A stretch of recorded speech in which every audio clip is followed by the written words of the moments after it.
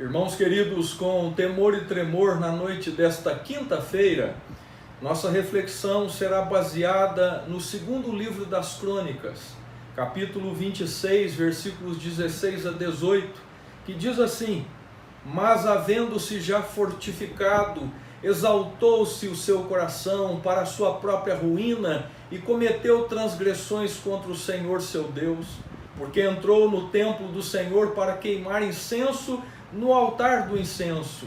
Porém, o sacerdote Azarias entrou após ele com 80 sacerdotes do Senhor, homens da maior firmeza, e resistiram ao rei Uzias e lhe disseram: A ti, Uzias, não compete queimar incenso perante o Senhor, mas aos sacerdotes, filhos de Arão, que são consagrados para este mistério.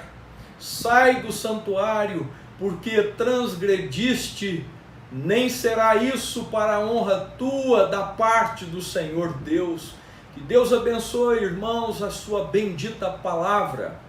Neste domingo, dia 7 de fevereiro, primeiro domingo do mês de fevereiro, a Igreja Presbiteriana do Brasil costumeiramente honra os homens presbiterianos do Brasil. Eu gostaria, meus irmãos, que nós atentássemos na noite desta quinta-feira para este verso de número 17 do segundo livro das Crônicas, do capítulo 26, ora lido. Porém, o sacerdote Azarias entrou após ele com 80 sacerdotes do Senhor, homens da maior firmeza. Homens da maior firmeza. Em outras traduções nós lemos homens valentes ou homens ilustres e corajosos. Na verdade, meus irmãos, esta referência é acerca de 80 sacerdotes anônimos. O protagonista desta passagem é o rei de Judá, Uzias, que infelizmente prevaricou contra o seu Deus. Um rei, meus irmãos queridos, querido da nação, mas macumunado com o povo, e esqueceu-se de Deus. O contexto é deveras desanimador, é de infidelidade, de ingratidão, de apostasia, após um período farto das bênçãos de Deus. O verso de número 16 diz que o rei de Judá, Uzias, havia se fortificado, estava no auge do seu poder, mas o Senhor o amaldiçoou. No mesmo capítulo de número 26, o verso de número 21, lemos, meus irmãos, acerca da sua decadência, sem poder real e proibido de entrar no templo pelo resto de sua vida. Diz assim o verso de número 21, Assim ficou leproso o rei Uzias até ao dia da sua morte, e morou por ser leproso numa casa separada, porque foi excluído da casa do Senhor. E Jotão, seu filho, tinha a seu cargo a casa do rei, julgando o povo da terra. O verso de número 15 diz que Uzias havia sido abençoado por Deus até se tornar forte. Lemos verso de número 15 que diz assim: Fabricou em Jerusalém máquinas de invenção de homens, peritos destinadas para as torres e cantos das muralhas, para tirarem flechas e grandes pedras. Divulgou-se a sua fama até muito longe, porque foi maravilhosamente ajudado até que se tornou forte. Verso de número 16, meus irmãos: Mas havendo-se fortificado, Uzias caiu em decadência. Os problemas recomeçaram. Com o sucesso e o poder nas mãos, ele se tornou vítima do seu próprio orgulho, se exaltou. O orgulho, meus irmãos queridos, destrói qualquer um que seja ele rico ou pobre. O sábio Salomão afirmou esta verdade em Provérbios, capítulo de número 11, verso de número 2, Provérbios 16, verso 18 e Provérbios 29, verso 23. o orgulho leva à infidelidade. O verso 16 diz que o rei cometeu transgressões contra Deus, entrou no templo quebrando a lei mosaica estipulada pelo próprio Deus no livro do Êxodo, capítulo 30, versículos de 1 a 10. Em Números, capítulo 16, verso 40, nós lemos o seguinte: por memorial para os filhos de Israel, para que nenhum estranho que não for da descendência de Arão se chegue para acender incenso perante o Senhor, para que não seja como Corá e o seu grupo, como o Senhor lhe tinha dito por Moisés. O verso de número 17 do segundo livro das Crônicas, capítulo 26, descreve que a tensão aumenta.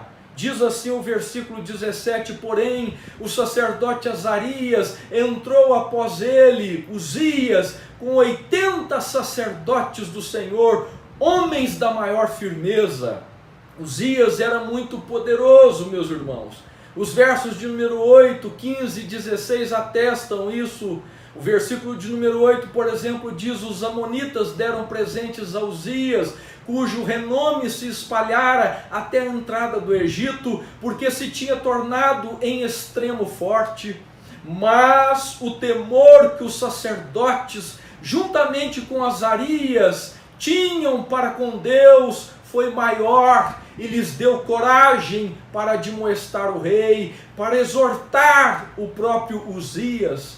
O sacerdote Azarias, com 80 outros sacerdotes, homens da maior firmeza, resistiram ao rei.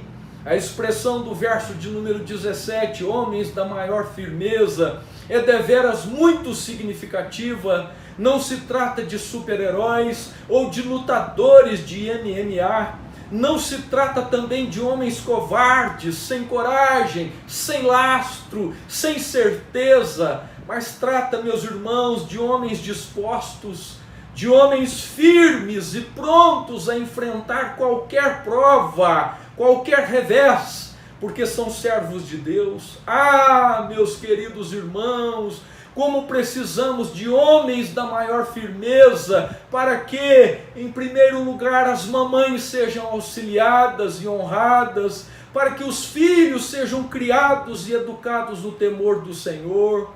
Ah, como precisamos de homens da maior firmeza, para que as esposas sejam amadas, as igrejas sejam fortalecidas e nutridas. Ah, como precisamos de homens da maior firmeza, para que a nação seja governada. Sem firmeza, IPT, ninguém suporta a provocação. Sem firmeza, irmãos, ninguém suporta a tentação, a sensualidade do dia a dia. Sem firmeza, ninguém suporta certos lugares, certos acontecimentos, certas circunstâncias. Sem firmeza, homens presbiterianos do Brasil, aqui em Taubaté, ninguém suporta um imprevisto, o revés, a ruína, o desespero. Sem firmeza, ninguém suporta a tristeza, o estresse da vida, a depressão, a dor, a doença, a morte.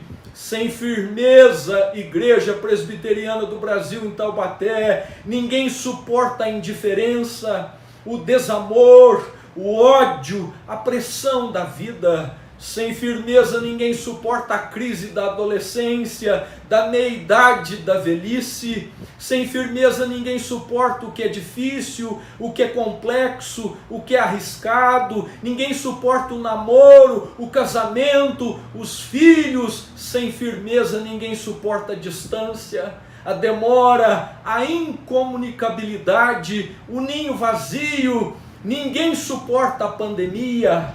A falta de firmeza explica o abandono da fé. A falta de firmeza explica o abandono do entusiasmo, da esperança, do compromisso. A falta de firmeza explica o desânimo, o medo, a indecisão, a precipitação, a incredulidade. A falta de firmeza explica o consumismo. A falta de firmeza explica a decepção, fracasso, a fuga, o escândalo, a apostasia. A falta de firmeza explica a agressão, o assassinato, o divórcio, o pecado. Homens da maior firmeza são aqueles que da firmeza que eles têm em Cristo Jesus, eles tiram forças. Quanto ao mais, homens da IPT, sede fortalecidos no Senhor e na força do seu poder.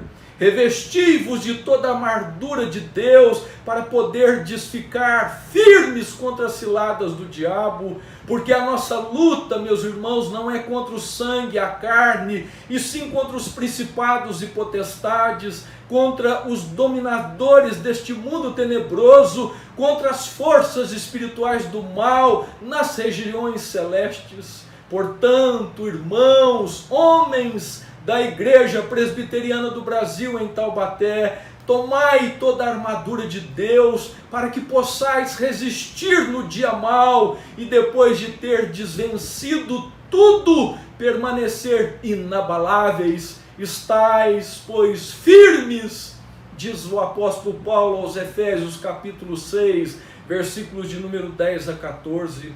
Eu termino na noite deste dia. Homens da maior firmeza são aqueles que preferem ser maltratados a usufruir prazeres terreais. Oro, meus irmãos, para que Deus nos dê governo, para que Deus nos dê servos, esposos, pais, seminaristas, diáconos, presbíteros, pastores, homens da maior firmeza em Cristo Jesus. Homens presbiterianos do Brasil em Taubaté, somos testemunhas de Jesus o Salvador. Levantemo-nos com fé e muito vigor com mensagem varonil. O Senhor nos manda a todos proclamar o valor do seu sangue que por nós verteu lá na cruz, onde bondoso padeceu para a glória nos levar. Se lutemos, meus irmãos, por Cristo Jesus, apontando aos descrentes ateus o caminho repleto de luz, ó varões, santos filhos de Deus. Que o Senhor te abençoe, homem presbiteriano do Brasil.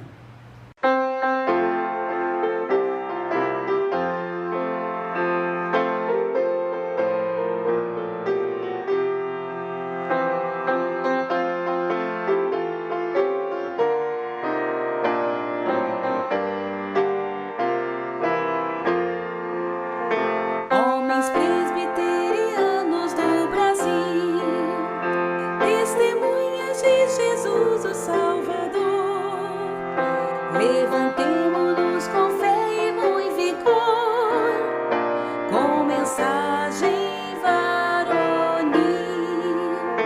O Senhor nos manda a todos proclamar o valor do sangue que por nós verteu lá na cruz, onde bondoso padecer, para a glória nos levar.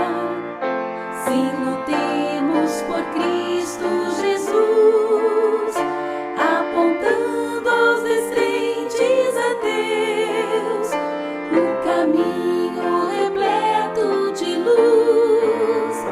Ó varões, santos filhos de Deus, homens presbiterianos do Brasil, na oração teremos perenal poder. Faremos sempre a Bíblia resplender nesta pátria senhoril. Com Jesus, o nosso grande e bom país viverá em paz e olhando o seu porvir, ter a bênção copiosa espargir, e o Brasil será feliz. Sim, lutemos por Cristo.